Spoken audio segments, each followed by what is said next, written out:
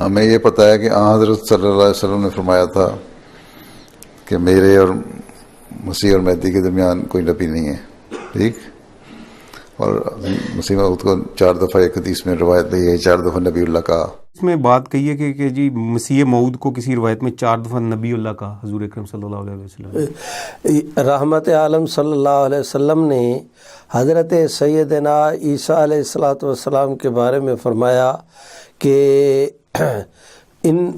وہ اللہ رب العزت کے نبی ہیں۔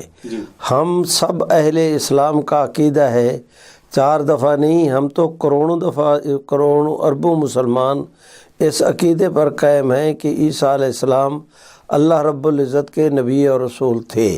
سیدنا عیسیٰ علیہ الصلاۃ والسلام، عیسیٰ ابن مریم، مسیح ابن مریم، جنہیں دنیا یسوع بھی کہتی ہے، سیدنا عیسیٰ علیہ الصلاۃ والسلام، ان کے متعلق رحمت عالم نے فرمایا کہ وہ اللہ کے نبی ہیں۔ تو یہ حضور علیہ السلام کا فرمانا یہ دلیل ہے اس بات کی کہ وہی عیسیٰ ابن مریم جو اللہ کے نبی ہیں وہی تمہارے اندر نازل ہوں گے۔ کوئی بد نصیب ماں کے پیٹ سے پیدا ہو کر کہے کہ میں عیسیٰ ہوں، چونکہ عیسیٰ نبی تھا تو میں بھی نبی ہوں، یہ جھوٹ بول رہا ہے۔